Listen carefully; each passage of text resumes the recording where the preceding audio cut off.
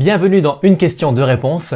Cette émission avec Yannick. Gay, maintenant je sais qu'il ne dit pas gay alors je dis à sa place, et Alex Milius.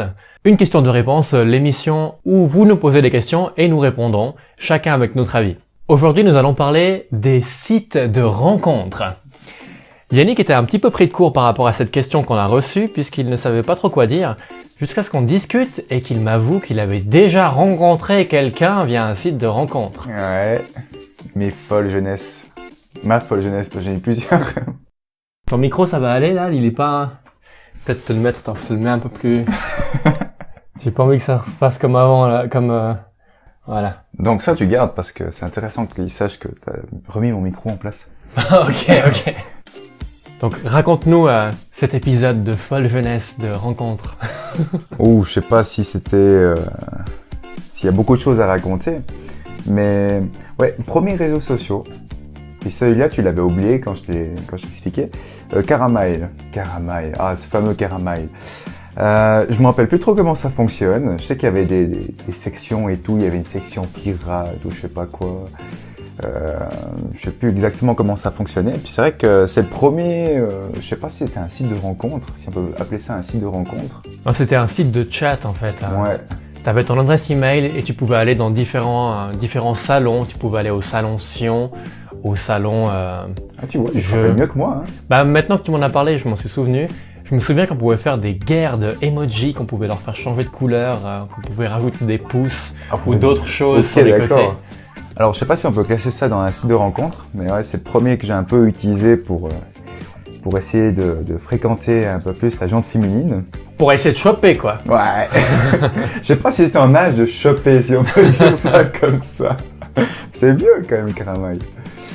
Et puis sinon, j'ai rencontré quelqu'un dans un autre site de rencontre que je me rappelle plus du tout quel site c'est. Mais tu l'as vraiment rencontré? Sur le site, ouais, sur le site. Et après, j'ai vraiment rencontré, ouais. Et ça s'est bien passé? Ouais. Ouais, c'est pas très convaincant. Oui, ça s'est bien passé, une semaine. Puis après, ben voilà, ça s'est arrêté là. Ok. De nos jours, on sait exactement ce que c'est les sites de rencontres, tout le monde en parle, mais les gens ne savent pas trop quoi faire avec ça. Déjà, pourquoi est-ce qu'on emploie les sites de rencontres maintenant, tu penses? Pour choper? Pour choper, mais pas que. Personnellement, je suis en couple depuis plus d'une année avec une personne que j'ai rencontrée sur un site de rencontre.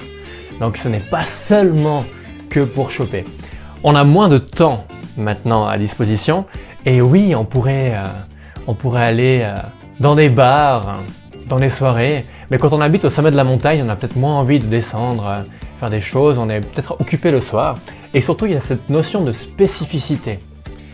Si tu sais que tu n'es attiré que par les pompiers de plus d'1m90 qui ont les yeux bruns, ben, tu vas aller sur un site de rencontre, parce que c'est beaucoup plus pratique. Maintenant, si tu veux rechercher quelque chose sur le nerf vague, tu vas pas aller à la bibliothèque de ton village, tu vas directement taper sur Google. Ben, si tu veux ton pompier aux yeux bruns, tu vas sur Tinder. Alors, ce qui me fait le plus rire, c'est que maintenant, j'arrive à faire le lien entre toi et pourquoi le site de rencontre. Pour un fanat de l'optimisation, ça ne m'étonne même plus maintenant. Ouais, c'est super pratique. Tu peux voir plusieurs personnes, discuter avec plusieurs personnes en même temps. C'est très difficile d'avoir une conversation avec 5 nanas dans un bar en même temps. Avec des applications de rencontre, tu peux le faire. Tu optimises vraiment bien ton temps, c'est tip top pour ça. Je crois que c'est peut-être pour ça aussi que je suis pas du tout dessus maintenant, quoi. Bon, accessoirement, t'es marié aussi. Ouais, mais ça donne... Non, j'arrête. On va en parler dans les risques plus tard. Il faut avoir un peu de bon sens par rapport à ça, puisque les risques, les gens pensent qu'avec les sites de rencontres, si tu swipes à droite, tu peux te faire défoncer le cul directement. Donc c'est la même chose que quand j'explique aux gens que je joue au poker sur internet, ils pensent qu'il y a un bouton clic droit parier la maison. Non, alors si tu as du bon sens dans la vie, tu peux quand même réussir à gérer. Les gens pensent que c'est plus dangereux sur internet que dans la vraie vie, entre guillemets. Je sais pas si tu as déjà entendu ça. Oui, bien sûr. Mais moi, je pense que c'est plus le côté où on peut mentir sur son CV, si on peut appeler ça un CV, et qu'on peut se faire un petit peu avoir alors que tu as la personne en face de toi. Tu peux moins facilement mentir que sur un CV. Tu vois ce que je veux dire? On voit souvent ce problème-là sur LinkedIn, par exemple. C'est pas un site de rencontre, mais on voit souvent ce réseau-là LinkedIn où les gens sont surqualifiés, ils mettent tout ce qu'ils veulent comme diplôme et tout. Mais en fait, en réalité, moi j'ai mis par exemple, je parlais anglais, allemand, je parle un petit peu anglais, l'allemand j'ai oublié. Tu vois, on peut facilement mentir un petit peu sur ces réseaux. Enfin, c'est mon avis. Alors, on peut tout aussi facilement mentir en direct, mais on va peut-être effectivement moins le faire. Mais on peut tout aussi facilement mentir dans la réalité. Tu peux très bien dire que tu as une baraque à Ibiza. Ça va être autant difficile à le prouver sur un réseau social que autour d'une bière ou un sirop rouge qui pique. Ouais, bon, ça c'est mon côté un petit peu plus bisounours qui dit toujours tout ce qu'il pense. Je pensais ça un petit peu. Mais oui, je suis d'accord avec toi. Les gens ont également peur qu'il leur arrive quelque chose. Après, de la même façon que si vous voulez rencontrer quelqu'un sans passer par des sites de rencontres, vous allez peut-être éviter d'aller au milieu du parcours Vita d'une forêt un mercredi soir à 2h du mat et attendre que quelqu'un passe. Là, vous êtes sûr qu'il va vous arriver des bricoles. Vous n'allez pas donner rendez-vous à quelqu'un que vous rencontrez sur un site de rencontre au milieu de la forêt ou dans une cave ou dans un lieu privé. Vous faites ça dans un lieu public. J'ai toujours ces gens que je dois décrocher, mes crochets en bas dans la cave, c'est juste. Ouais, ça c'est très problématique. En plus maintenant il fait chaud. Ça sent un peu, il y a un peu trop de mouches. Ouais, faut faire gaffe. Salutations à la NSA qui nous écoute. Donc oui, faites preuve de bon sens. Si vous donnez rendez-vous à quelqu'un que vous avez rencontré sur un de ces sites, faites ça dans un lieu public. Vous annoncez à vos copains ce que vous faites. Comme ça, si vous arrive quelque chose, les gens ils savent. Vous pouvez aussi aller accompagner. Vous n'êtes pas obligé d'aller avec votre maman qui vous donne la main à votre encart. Mais vous pouvez très bien aller avec vos potes à la table d'à côté, rendez-vous dans un Starbucks ou dans un bar. Et ça marche la même chose que ce soit une rencontre live, réelle, en direct, qu'en passant par un site de rencontre. Donc du coup, si j'ai envie de tester ça, il faut quand même que j'avertisse Morgane où je vais et puis pourquoi je vais, c'est ça? Oui, très important. Avertissez votre femme si vous voulez essayer de choper sur Tinder. À propos de Tinder, donc, quel site de rencontre toi tu connais? Alors, je connais que deux noms. Tinder, je crois que c'est peut-être le seul que je connaisse. Maintenant tu me donnes d'autres noms, ça va me faire tilt. Mais comme ça, à froid, je te sortirai que ça, parce que je connais vraiment pas du tout, en fait. Alors, il y a plein de sites différents qui ont chacun leur spécificité. Tinder, c'est ce site où tu as la photo, puis tu peux swiper, tu peux glisser à droite ou à gauche pour dire oui ou non. Mais il y a quand même d'autres spécificités que tu peux explorer en dessous de cette image. Tu peux avoir une biographie, tu peux voir d'autres photos et tu peux relier à d'autres réseaux sociaux comme Instagram.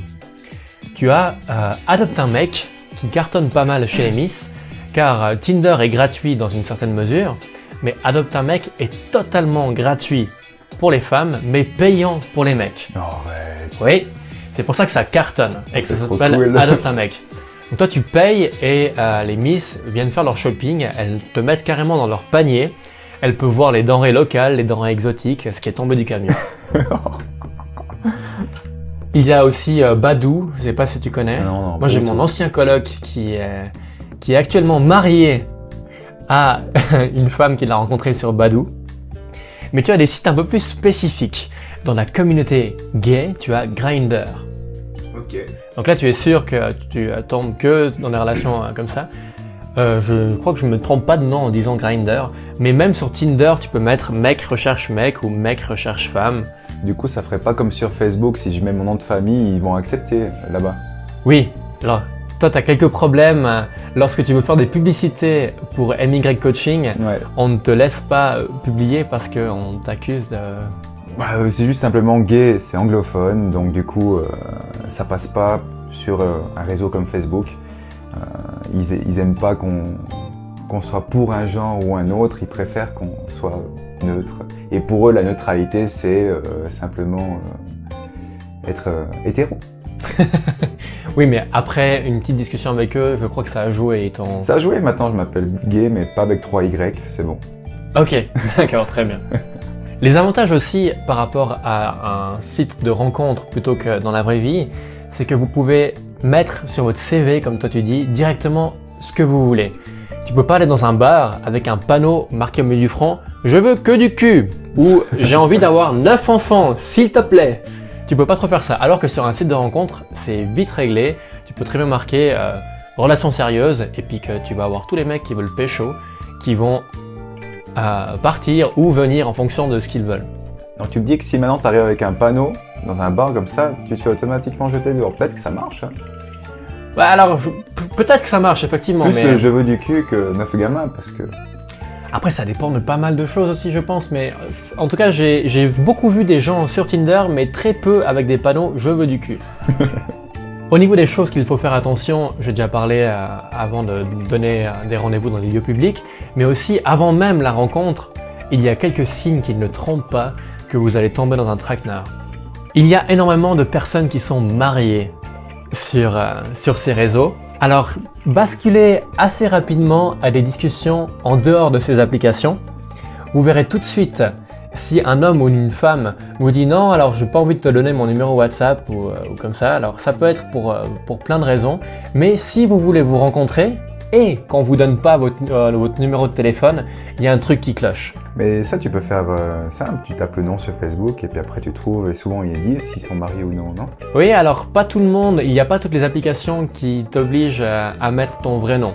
Tinder, c'est relié à Facebook, je crois, mais peut-être plus maintenant, ça fait un moment que je suis plus dessus. Ah, ça, je savais pas alors. Mais faites attention à ça, si on vous propose d'autres applications de chat et qu'on essaie de vous dire « Oui, mais mon WhatsApp marche pas », non, vous inquiétez pas. WhatsApp, c'est Facebook, c'est Zuckerberg qui s'en occupe, WhatsApp, ça fonctionne. S'il y a un mec qui vous dit qu'il veut pas vous écrire sur WhatsApp parce que son WhatsApp ne fonctionne pas, c'est qu'il est marié. Loin. J'aime pas quand tu me dis ça en souriant. Une autre chose qui devrait vous mettre la puce à l'oreille, c'est des rendez-vous loin, très loin du domicile de la personne. En principe, dans la discussion, tu habites où, machin, peut-être qu'ils vous le disent des conneries, mais si vous remarquez qu'on vous donne rendez-vous très très loin de l'endroit où ils vivent, c'est parce qu'ils veulent passer incognito. Après, si c'est votre truc de sauter des hommes ou des femmes mariées, il n'y a pas de problème, vous pouvez le marquer dans votre bio aussi. Méfiez-vous aussi, comme je l'ai dit avant, des rendez-vous dans les endroits très privés. Un premier rendez-vous, ça devrait être dans un endroit bien public pour assurer le coup, pour qu'il n'y ait pas trop de problèmes. Est-ce que tu as d'autres choses que tu penses qu'il faudrait faire attention, Yannick? Non, j'ai pas trop grand chose à dire de plus, parce que je suis quand même étonné par tout ce que tu peux dire sur les sites de rencontres. Alors donnons quelques petits conseils pour mieux réussir à faire un bon profil. Déjà, le truc de base, c'est ne le faites pas tout seul. Si vous êtes un mec, montrez à vos copines votre profil. Elles vont tout de suite vous dire que c'est cette photo-là qu'il faut mettre en premier, que ça c'est une mauvaise idée, que telle ou telle chose pourrait être améliorée. Ou si vous êtes un mec, que vous cherchez un mec, montrez à vos autres potes mecs. Mais faites-vous conseiller sur votre profil, vous n'allez peut-être pas oser mettre la meilleure photo de vous en avant. Reliez aussi vos autres comptes. Si vous voulez montrer que vous n'avez rien à cacher, vous pouvez relier votre compte Instagram, vous pouvez relier même votre compte Spotify pour que les gens sachent ce que vous écoutez comme musique. Là, ça paraîtra beaucoup plus vrai comme profil et un petit peu moins j'ai envie de tirer à gauche dans le dos de ma femme.